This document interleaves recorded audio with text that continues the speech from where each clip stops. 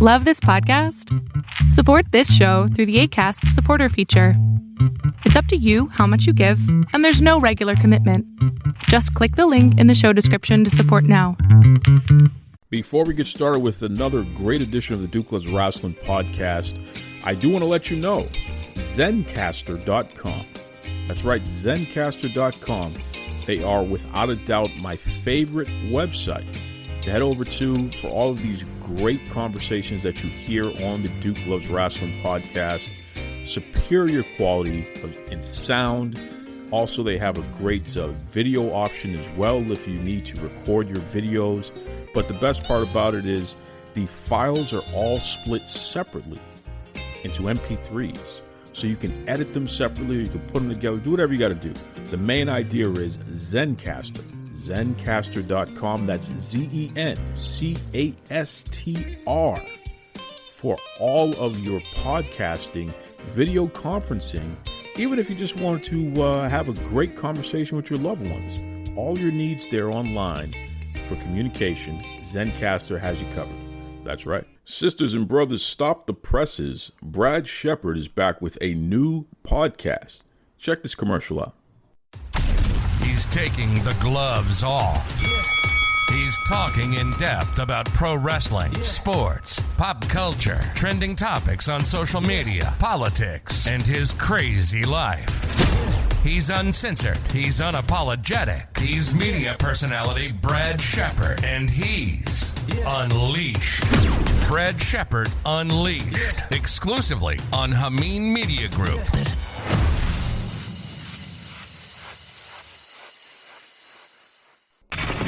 Locked in. Look at what we have here, folks. To the only show that matters. The cream of the crop. Duke Loves Rasslin. And there is no one that does it better than your host.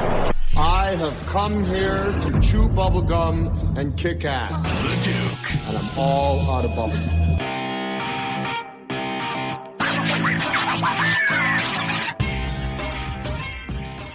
Welcome back to Duke Loves Rasslin, the show about pro wrestling and everything else. And let me tell you something. I got a special guest here. Great conversation. So I'm just going to jump right into it. Check out my conversation with Lenny. My name is Lenny. I go by Uncle Lenny on social media to include Facebook. And my Twitter handle is Fonz the Don. And we're here to talk about some wrestling. So let's get it started. That's right. Let's get it started for sure. And let me tell you something, Lenny. And I'm going to declare this to the entire world, the entire universe, to all of the galaxies out there in the vast unknown as well. I can honestly say that Lenny, Fonz the Don on Twitter, is one of my favorite people to follow on Twitter. So sharp, somebody who has such great perspective. So this is really a good treat to have you here on Duke Loves Rasslin today. And I appreciate you making the time to do this. Thank you. I'm very grateful. You know, you're an interesting person because you have a military background. So yes. Unlike me, you know what I mean, who there's very few places I've been outside of the United States. I mean, obviously I've been to Canada, I've been to Mexico, but I don't do too much travel. But what are some of the best countries that you've ever been to? Like places that you really enjoyed visiting and wouldn't mind visiting again? Honestly, New Zealand and Germany. New Zealand, it's pricey, but the ambiance and the experience there, you're going to cherish for life. I did a spiritual guidance journey there for about 10 days back in 2018. And I was just amazed with the scenery. I felt like I was in San Francisco, essentially, but it was just everything was in walking distance. You had your little train that was on the road. You could see the mountains. It was just everything was just perfect. I actually have 2 tattoos on my right arm from New Zealand. So I think I spent about $4,000 on that trip, but I paid it back. But I would definitely go back if I could. And you said Germany. What was so special about Germany? Germany. So I've been there twice. Once as lived there as a kid, and then came back as an adult. Germany is very eco-friendly.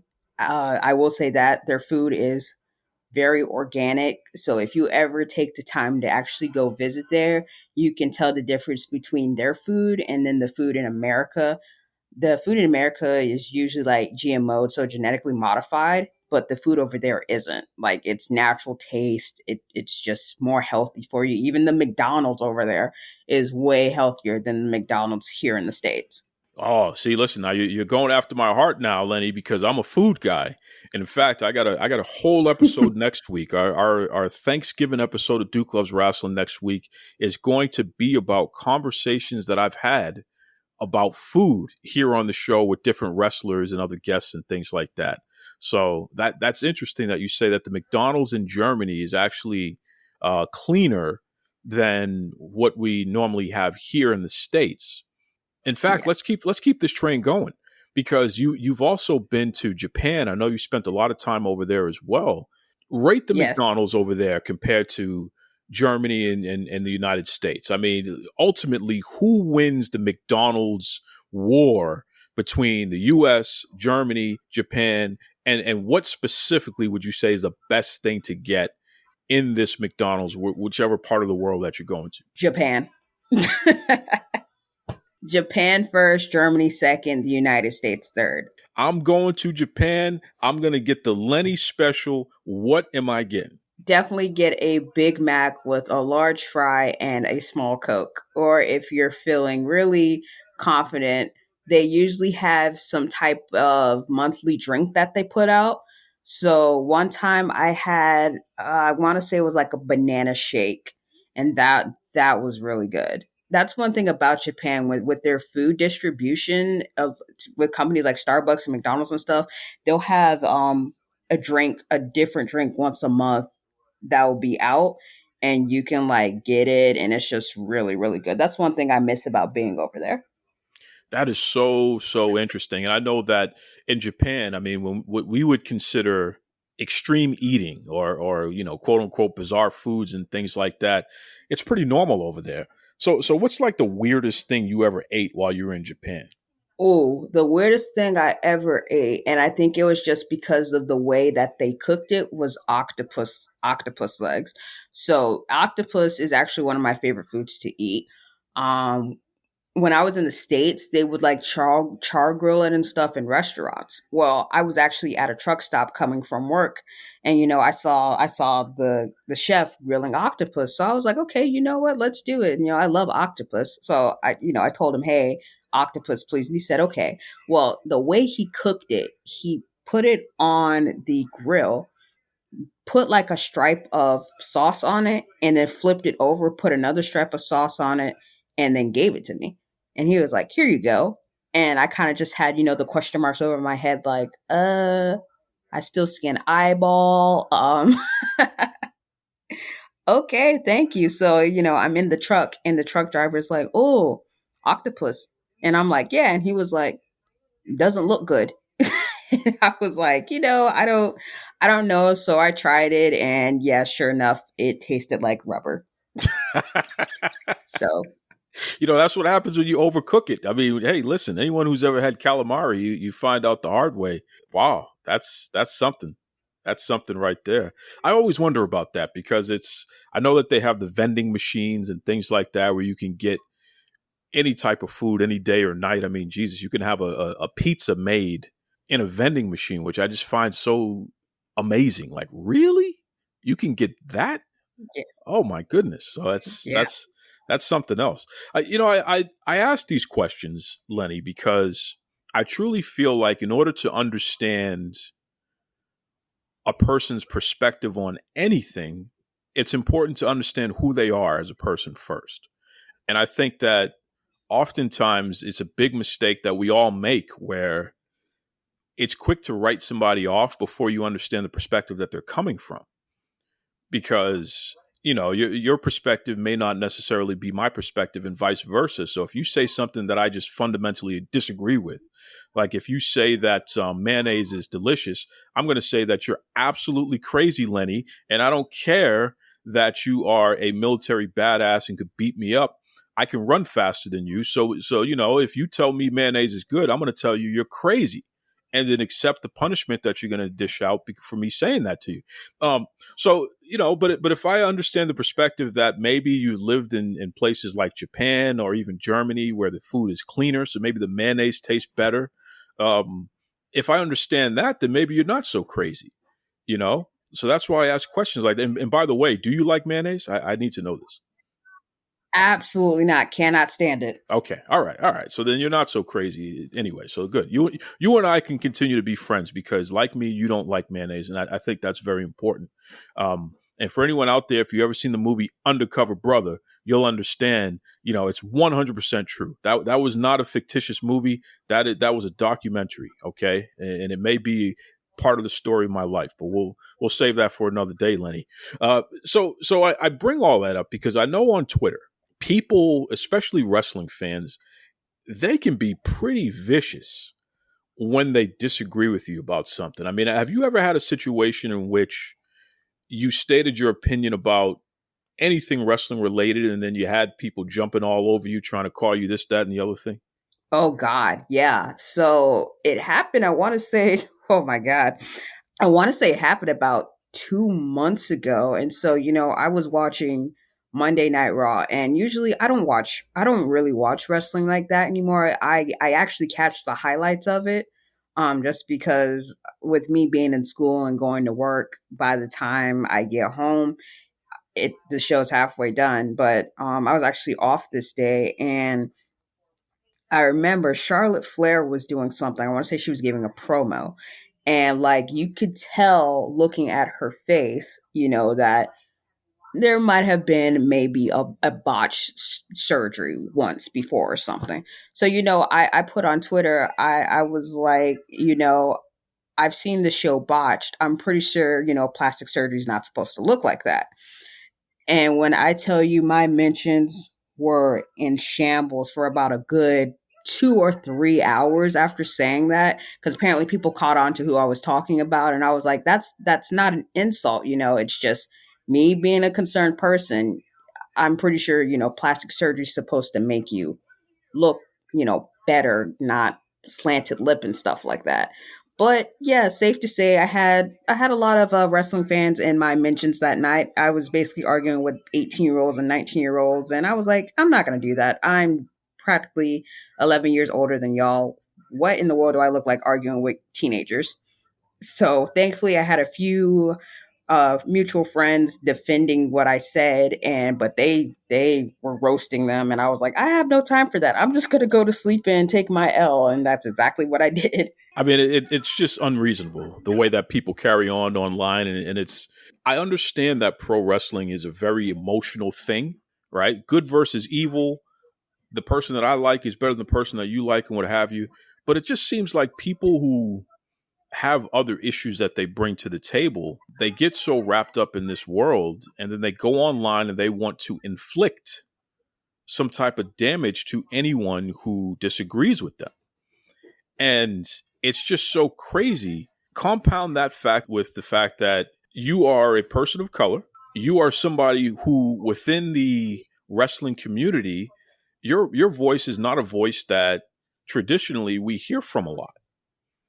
Do people throw that in there as well? Because on my end, I can tell you that that's been the most motivating factor that I've seen from folk who try to shut me down or cancel me or what have you.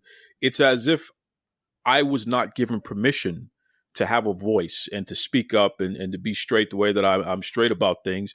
And because of that, it's as if, listen, we got to shut this guy down. Who the hell is he to say that there should be more women's matches and there should be more black male singles wrestlers who should be at the top of the card? We got to shut this guy down for bringing these things up. I mean, do you find yourself in those kind of discussions or conversations as well? No, not yet. I'm pretty sure over time that'll happen. Am I a part of wrestling Twitter? That's a debatable statement. I follow a lot of people who are in wrestling Twitter, especially Black people. Honestly, I just try to stay in my lane. There's enough entertainment on wrestling Twitter itself. So I'll only interject if I notice something is like really off or someone's saying some like really outlandish stuff. Like my tweet for Charlotte, it wasn't trying to be like disrespectful or anything like that. It was just you could really tell up close because the camera's like what 8K, so you can tell really close, you know, to where someone's gotten plastic surgery, and it's like I wasn't trying to be disrespectful or insulting. I was just making a point that it it didn't look right up close and personal. But other than that, I try to stay in my own lane. I see enough Twitter incidents in wrestling Twitter that I'm kind of just like, probably should just mind my business and stay out of this one or that one or that one. So They start adding up, huh? yeah. They start adding up. So, what do you think about the hypocrisy on online? Because ultimately you'll see people complaining about something from one party and then giving another party a pass for doing the same exact thing. I mean, does that ever bother you to see that sort of stuff?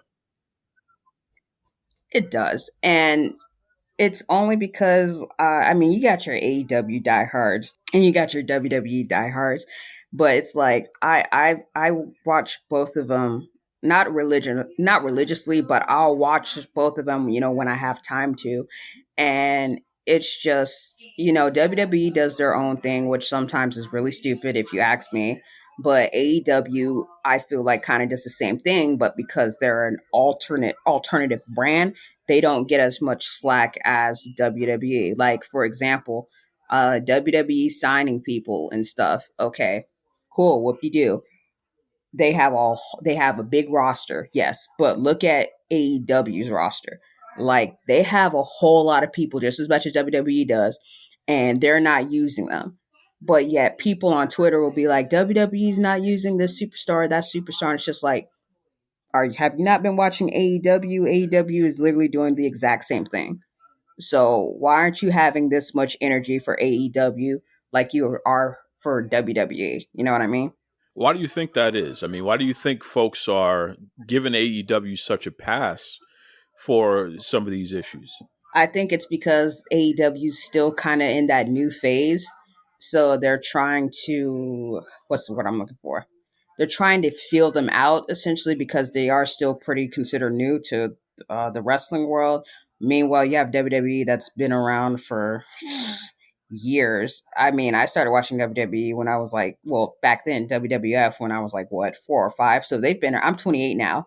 So they've been around for most of my childhood and my adulthood. And then you have AEW, a company that came out when I was like, what, 25, 26. And, they have their own group of people, but then you see them signing like ex WWE stars and, of course, independent wrestlers. So it's just like, I get AEW is new, but they have a lot of people that they don't use on their roster either. And don't even get me started on their women's division. Well, I got to ask you about the women's division. I mean, come on now. This is Duke Loves Rasslin. We just call it straight right here. So talk to me about that. What's going on with the women's division? What are your thoughts on that in terms of AEW?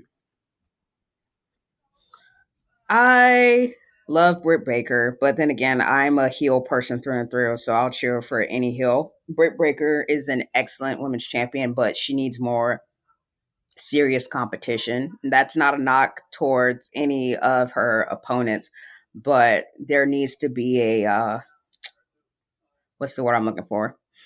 There needs to be a reshape of the women's division because you have so many women's wrestlers over there, who should have the opportunity to show what they have on a big platform, and you don't see that often happening in AEW. I mean, they just made a new championship for women that are going to be on the smaller shows, but it's just like, what about your main show's women's champion? You have all these women on the show, but you don't have them, performing with Britt to see if they could possibly be the next contender or not. And I don't think that's fair. You're kind of blocking opportunities from other women that are in the back on the main show, and then you make this belt for another show to give them that opportunity. And it's just like, just focus on the belt you have now. Like, was it necessary to make a whole nother women's belt? In my opinion, no. But that's just my opinion. I always wonder about that because it's something that I bring up on a daily basis. Just the fact that women's wrestlers are treated with such disregard. I mean, you see it in AEW where we only get one women's match per week on each of the TV shows, which is just crazy because some of the segments that you see from a lot of the men are just, it's like, do we really need to see another Dark Order segment? Did we really need to have another 15-minute CM Punk promo? I mean, when you really start peeling back the layers of how they utilize time, you can find time to feature more women's talent and advance more women's storylines and therefore develop more competition within that division. And unfortunately, they don't seem to prioritize that at all. So I'll ask you directly, Lenny. I mean, do women deserve to be treated equally? Oh, absolutely. I mean, what is this? We're in 2021. You know, we had the equal rights movement with women. At this point, I honestly feel like looking at other wrestling companies that have women's division, they treat their women equally, maybe even more better than the men. I know with AAA, AAA, I think it was a match I saw a few years back. I want to say it was Taya Valkyrie against Ayako Hamada, and it was a street fight for their women's championship, which is called Reina de Reinas. It's their women's championship, top women's championship, and that match went hard as ever. You know, I thought at one point watching the match, I was watching an old school ECW match. Like Taya was busted open. I want to say Ayako was busted open at one point, but with Taya and her blonde hair, you could tell she was like gushing out blood, and that match was like really insane. And I was very impressed by it.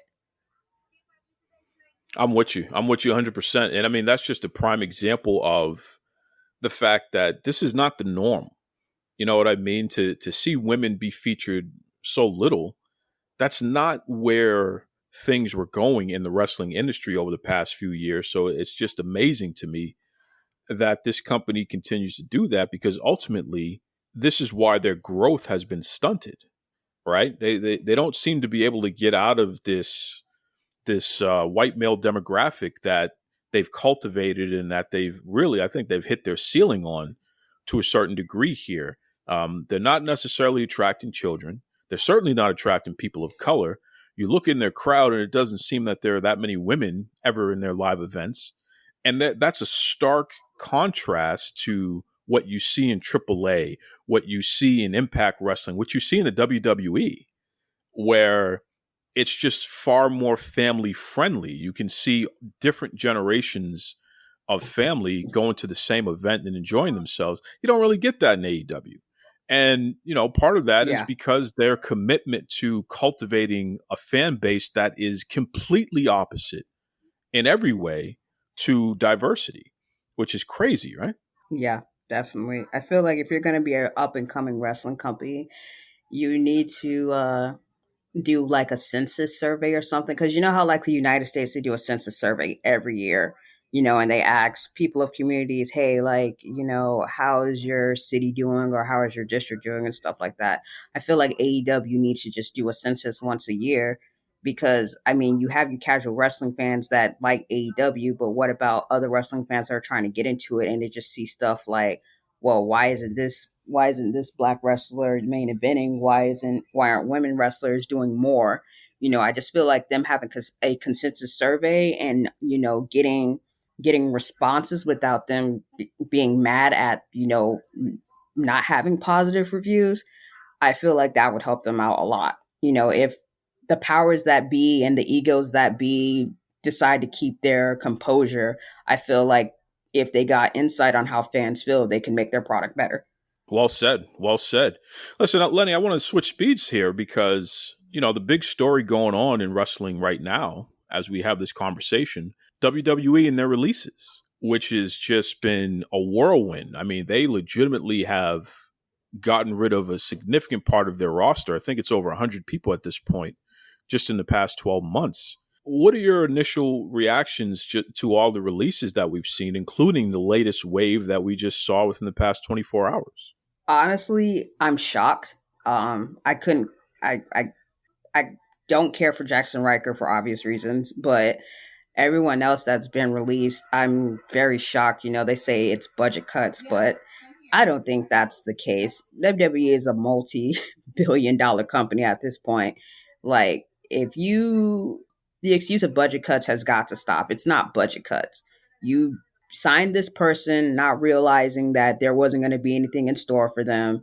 So you let them go, and you're basically saying, oh, it has something to do with money. Just be honest and say, hey, we were going to use you, but that ended up not being the case, and you can go elsewhere. Plain simple. I was really, the one release that probably made me mad the most was Hit Row, and then also Bronson Reed. I was really angry about that, because I was just like, he just had a match and now he's gone. Like, what the hell was WWE thinking when they decided to release all these people? It's crazy. It's crazy. And I mean, I look at Hit Row, which legitimately was one of the best things to come out of wrestling in a long time. Everybody's so talented. B-Fab, Swerve, Ashante, and of course Top Dollar. And it's just like, how do you get rid of that whole crew? The whole crew, Right.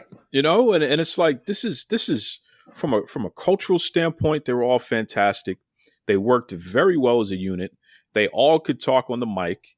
I understand that with B-Fab, she's still pretty new to wrestling, so she's still learning the ropes there. But it's not as if she was the worst wrestler on the roster, and it's not as if she couldn't have improved, because she certainly was putting in the work to do so. So it's just crazy to me to see that whole crew get let go. And what's even worse is that they moved them up to the main roster just to let them go. I mean, it's been less than 2 months now, and suddenly they're all released. It's crazy. Yeah, that was. I will say this: if that was me, I would have been storming offices, and I probably would have been screaming a lot of swear words, probably banning myself from ever being signed for by WWE again, because I would honestly be like, you mean to tell me you bring me up to the main roster, you literally have no plans for me, and now I'm getting let go? Like, why would you bring me up from NXT and not have me do anything when I could have just stayed at NXT and kept doing my thing? And now I'm here just, doing whatever, not wrestling something that I've trained years and loved for years. It's just beyond frustrating. And I can't imagine how the released wrestlers are feeling right now, but I would definitely be very teed off being on the main roster, not even for a whole 6 months and then getting released. Like, I couldn't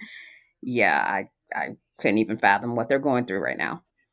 When you see stuff like that, I mean, how does that affect your fandom?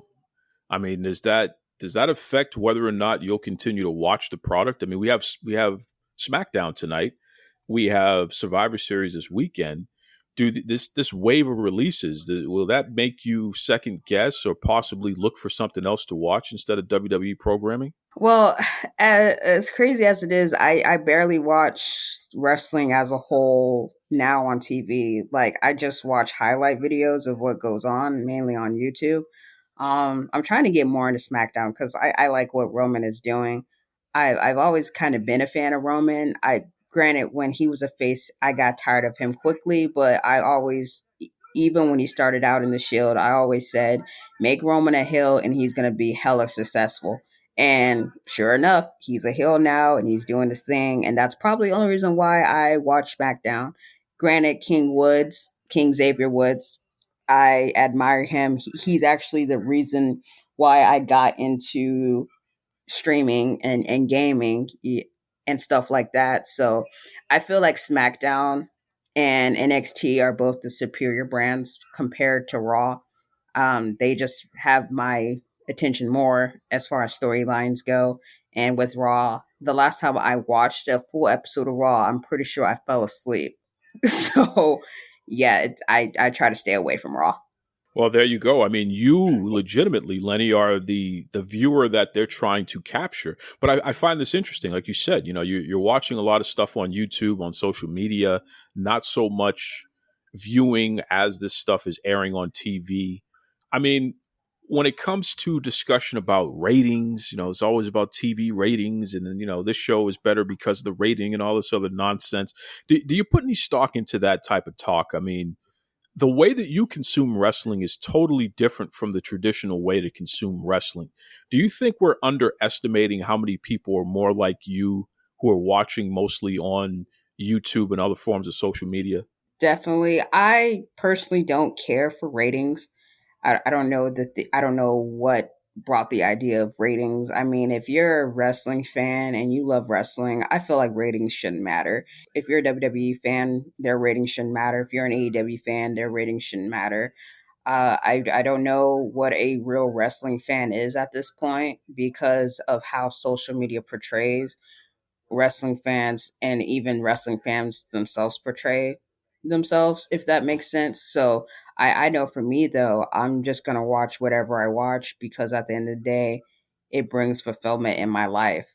So I'm not a diehard WWE fan. I'm not a diehard AEW fan. It's just I like what I like. So if that gets me crucified on Twitter, then so be it. I mean, it's not a crime to watch multiple wrestling companies. And I wish people on wrestling Twitter would understand that instead of crucifying people for being like AEW fans or being WWE fans. Like, I have IWTV.com, so I watch Beyond Wrestling. I watch Heavy Metal, which is the company in my hometown of San Antonio.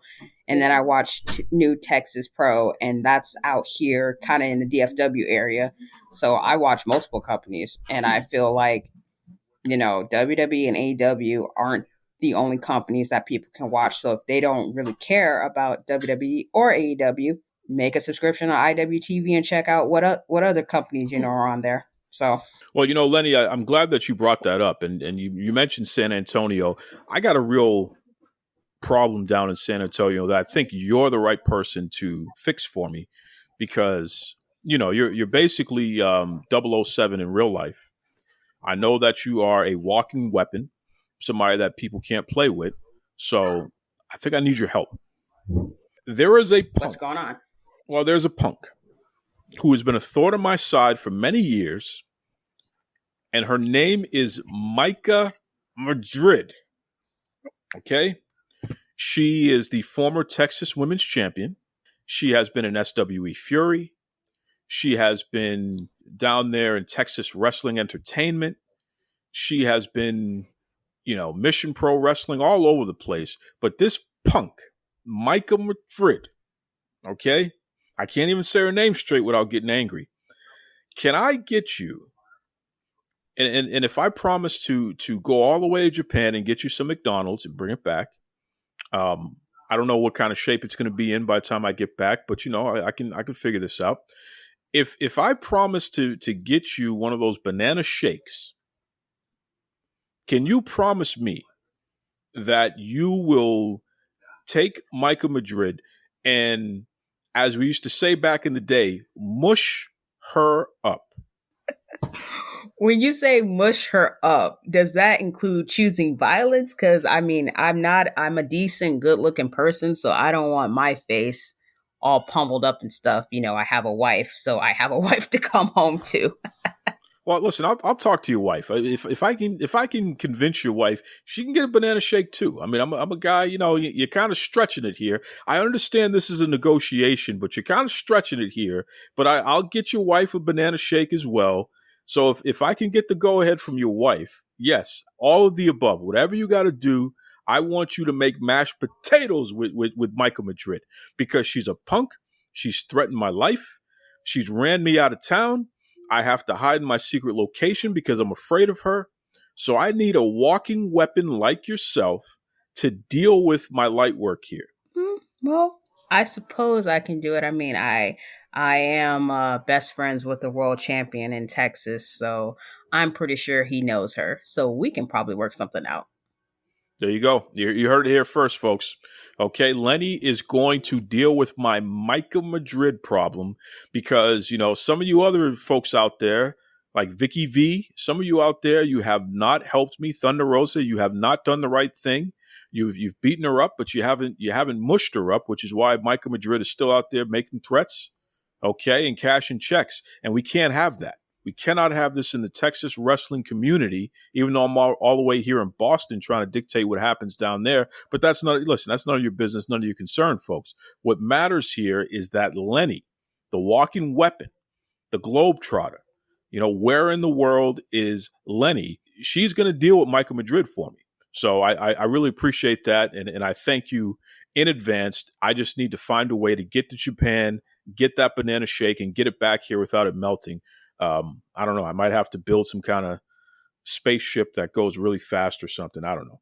Anyways, Lenny, why don't you let the folks know the best way that they can follow you on all your social media, because you're awesome. So the best ways to contact me on social media is, of course, Twitter. My Twitter handle is at Fonz the Don. That is FON 2 Z's DADON, Fonz the Don. You can also reach me on Facebook.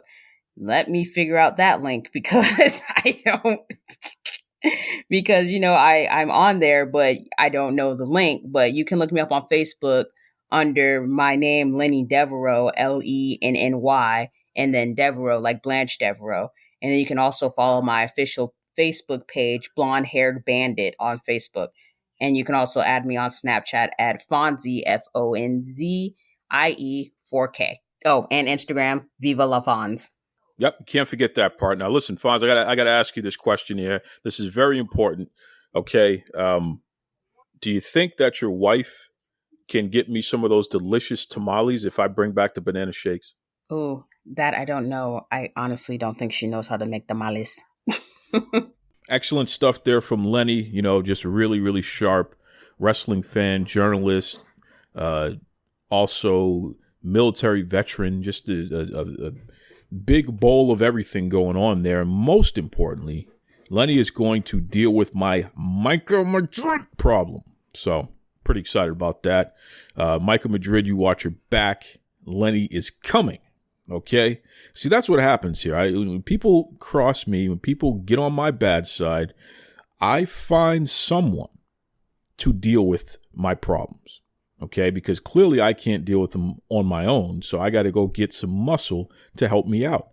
And I think that Lenny is exactly what I've been looking for. So pretty pumped about this. And I can't wait to see Michael Madrid after she gets mushed up by Lenny. Lenny's not even a pro wrestler. She's just doing me a favor, man, because that's the way it should be. So stay tuned for that, because I'm sure it's going to be pretty fun. That's right. Speaking of fun, Mission Pro Wrestling. Okay, they have an event coming up. In fact, it is November 20th, 7:30 p.m. bell time there on the Title Match Network. Name of the event is Sea to Shining Sea. All right, so this is pretty cool here. So much action going on. Thunder Rosa has taken on that Laney Luck. Laney Luck's been running her mouth. She linked up with that Dave LaGreca. This guy here, he has his show on Busted Open Radio, and he thinks he's such a big shot. He's been giving Thunder Rosa a hard time because she's basically taken over his life, his wife, his pets, his favorite coffee mug, the whole 9 yards there. So now he's trying to find other people to deal with his problems on his behalf. Who do you think you're, me, Dave LaGreca? Cut it out, buddy. Anyway, Laney Luck, watch yourself. Thunder Rosa is going to mush you up. That's right. We also have the Mission Pro Wrestling World Tag Team Champions, the Renegade Twins. Okay, that's right. Hopefully they will have some, cotton candy ice cream or even some bubblegum ice cream. You never know. But the Renegade Twins are going to be taking on the Forces of Nature. Oh, boy. In the main event, okay, we have the newly crowned Mission Pro Wrestling World Champion, Holiday. Okay, let me say that again. The World Champion, Holiday. She's not playing games. She's taking on that no good Maddie Rankowski. So I can't wait to see that action there, because I think Maddie would have heard that little smirk on her face. I'm sure Holiday is going to tune her up real good. These two ladies, they've done commentary together. And Maddie, she kind of thinks she's a big shot. The way that she makes these little googly eyes at Holiday, like she's making fun of her a little bit. I never appreciated that. So I can't wait to see what Holodead does to those googly eyes of Maddie Rinkowski. She tries to come off like she's a girl next door, but she's a troublemaker, this Maddie. Okay, she's a troublemaker. So I look forward to this event once again, Saturday, November 20th, 7:30 Eastern Standard Time on the Title Match Network. Mission Pro Wrestling presents Sea to Shining Sea. Definitely check that one out, folks. And listen, next week we're going to be doing a special episode of Duke Loves Rasslin where we're going to be talking about food, because I love to talk about food. So that'll be the major thing there, and definitely check that out. I'm going to go long form. So for all of you folks who are going to be traveling or what have you, or even if you have to work, you will have something to listen to. So I'm going to go a little shorter this week. Let me just say this, and I said it last week as well. I'm very disappointed in the WWE. I understand business has to be done. I understand releases happen, but to do this time of year, so close to the holidays, it's heartless, it's gutless, it's unfortunate, and I can't stress this enough. I really hope that the wrestlers unionize. I keep saying it. You guys got to take the next step, and you got to make it work. 2022, there will be at least the beginning of a pro wrestling union. I can feel it. It's going to happen, and it should happen, because this is ridiculous. That's right. In the meantime, be kind to yourselves, be kind to others. I'm going to catch you next week. I'll probably release the episode a little early. Maybe I'll release it the day before Thanksgiving, so all of you folks will have it for your traveling needs. But until then, take it away, Tony Schiavone. Mr. Tony Schiavone, and we're desperately out of time on Duke Loves Rasslin.